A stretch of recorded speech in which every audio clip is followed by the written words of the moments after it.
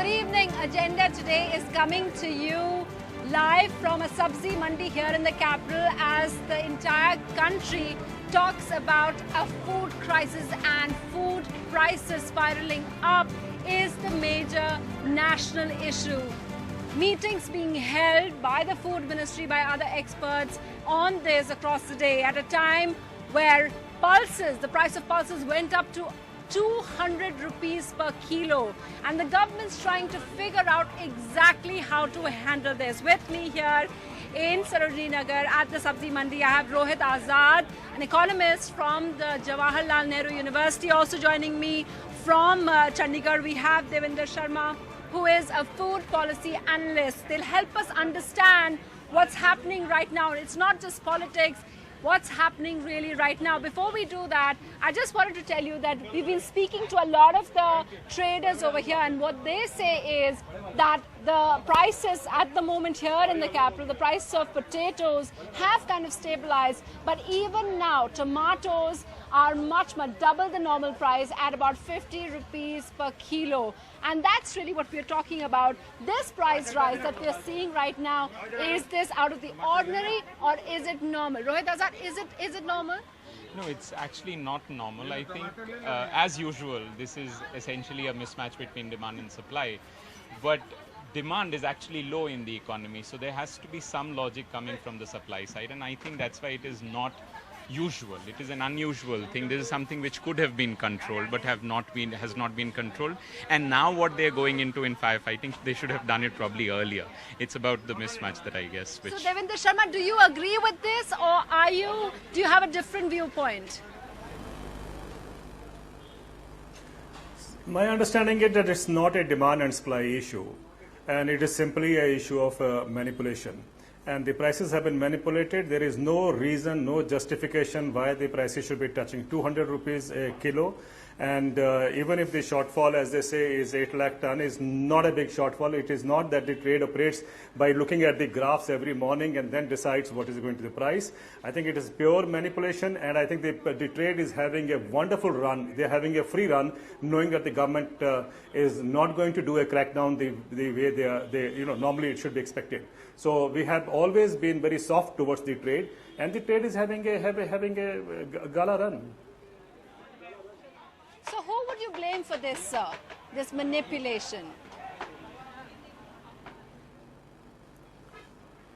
Well, in my estimation, it is basically the trade, especially the retail trade, which is responsible for jacking up the prices. And there is otherwise no reason, because the availability of pulses is quite up and compared to last year. And I don't see any reason why the prices should be going up. Okay, we also have a farmers leader, VM Singh, here joining us. We've just heard from Devinder Sharma. Rohit Azad is also here with us. When you see the food prices going on, we've especially seen that of vegetables. What do you owe the reasons to? Is it out of the normal, or is it completely man-made? Certainly it is. I mean, you can see in the past 15 years, 4 lakh farmers have committed suicide. And every season, this is off-season right now incidentally, every season the farmers have to sell their produce for a pittance. And now the same thing from the cold storage comes in at an inflated rate. Who's making the money? It's the middlemen. Yes. So the hoarders. I mean, government has to come out strong on them. Yeah. And even thinking remotely that the farmer is even making a penny out of this is ridiculous. The farmer is getting nothing at all. All these small little talks of something has gone wrong here, the weather conditions are wrong here, so therefore the rates are high.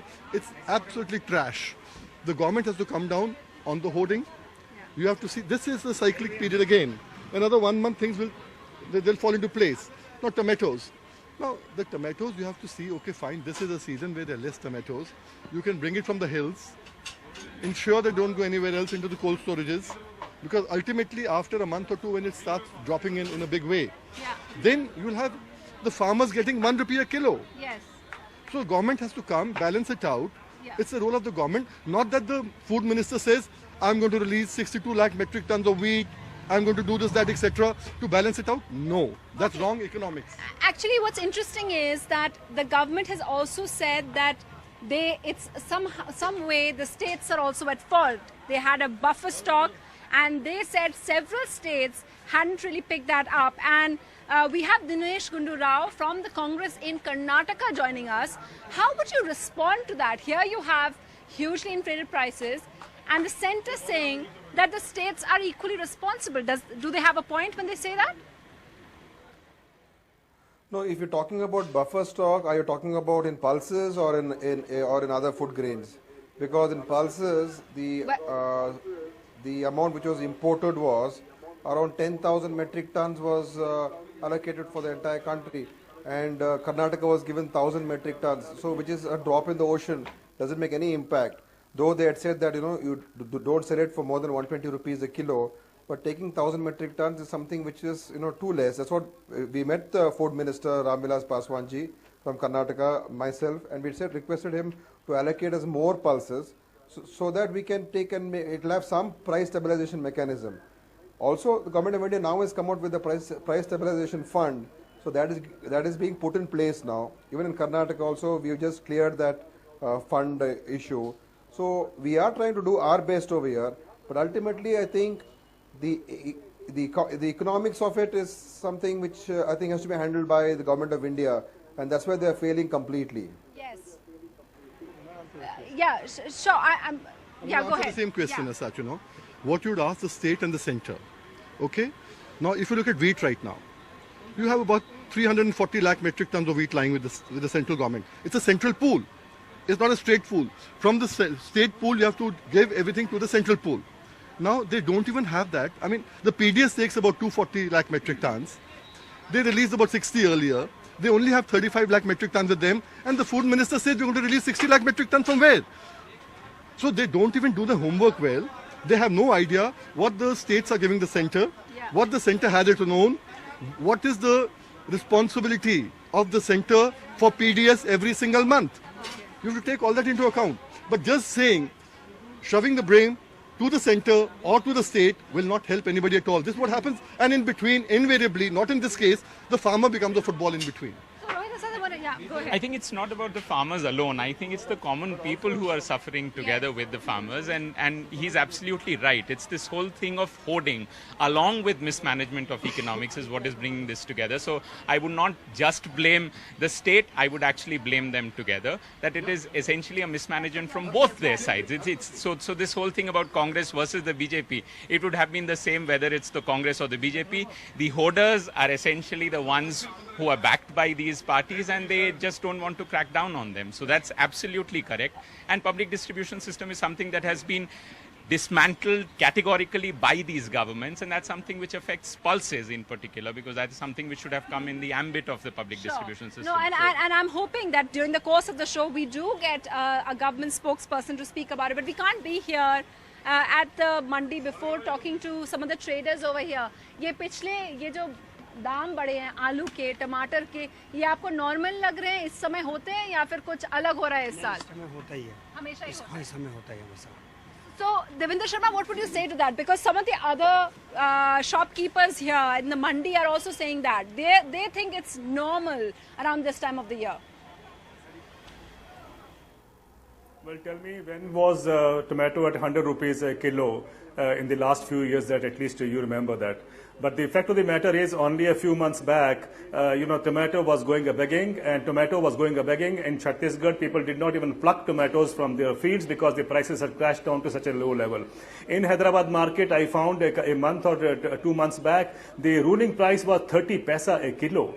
And no media talked about the prices crashing at that time, and we know the onion story also. So when the prices crash, it's nobody's problem because the farmers are suffering. But when the consumers suffer, then everybody's up in arms. But the point I want to make here is that it has never happened that we, in the last, as far as I remember, that the tomato prices have gone up to 100 rupees. It is not the usual practice that what happens. Now, interestingly, only a month back or even a few weeks back, I would say, tomato was procured from farmers. You could get tomato from farmers farmers at about 1 rupee a kilo. And now, suddenly, when the prices zoom up, it is not, as VM Singh very rightly mentioned, farmers never gain when the prices go up. It's the middle trade, which is middlemen, which makes the money.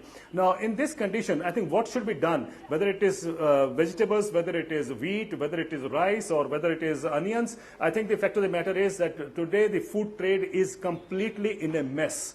And successive governments for the last few years have done nothing except to assure the country that they're going to crack down on the trade. But I think nobody wants to crack down on trade because trade actually is the money bag for the political parties. Let's not forget that. Whether it is a mandis in Delhi, whether it's a mandi in Punjab, Haryana, Karnataka, every state would be you'll see the chairman of the APMC being of the ruling party, and that's what they one of the tasks that they have to perform. So that is the reason why the governments are very shy or reluctant to crack down on the trade.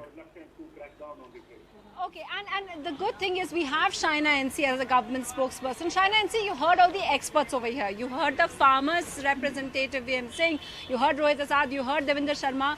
How do you respond to this mismanagement which has been allowed to occur?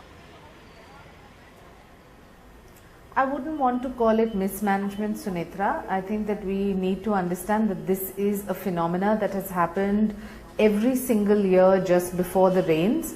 I do concede that food inflation is at a 19-month high. I'm not putting on blinkers. In fact, our government has said time and again, whether it is the government shops where we're trying our best to give the consumer fair prices, whether it is trying to do away with the middleman. The endeavor is clearly that to import all kinds of pulses from Myanmar, from Africa.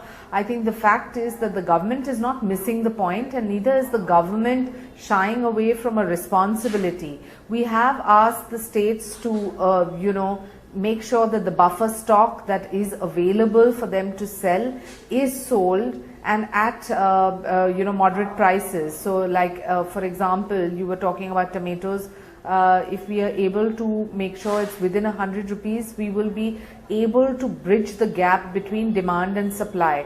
I just want to say that we can sit and discuss what the food minister said, what the agricultural department is saying, but look at the kind of pattern that you have seen year after year at this time just before the rains. You have always seen a certain kind of pulse inflation, so to speak.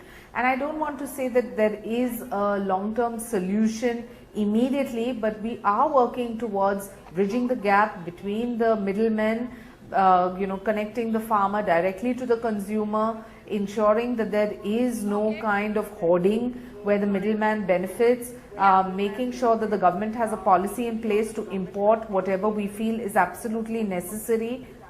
So I think the measures are being taken. We need to work on this as a holistic solution. Measures are being taken, but are they enough? Do you think they're enough? See, I asked Shaina a question a few months ago when we had a problem on onions. I just asked them that time, and I asked every minister or any representative at that stage, how many FIRs have been registered against the hoarders? How many FIRs have been registered against the hoarders for onions at that point in time, for tomatoes today, for any other vegetable today? Is there a provision? Do we have a government that takes care of anyone? And another factor, it's coming around that the farmers are gaining today because of anything, whatever. You have to understand one thing. People talk about consumers. Let's talk about consumers, not the farmers. 70% consumers are farmers. Yeah. They're laborers and farmers. Somebody may have 100 grams. Somebody might buy a kilo. The difference is that. But 70%, the farmers and the laborers again are buying these vegetables. Okay. They are buying pulses. They are buying wheat, what they sell at 14 rupees for 25 rupees in the market today. Right. So all these things, what is happening, it's affecting a common man. A common man includes the farmer in this agrarian society. Okay, sure, you can make those points. We're going to take a short break now and come back and hear those points. I think a lot of people want to respond. Devinder Sharma, you all want to respond to what the government is saying, what Shaina NC just said. We'll be back in just a bit from the Sabzi Mandi on food and inflation. Stay with us.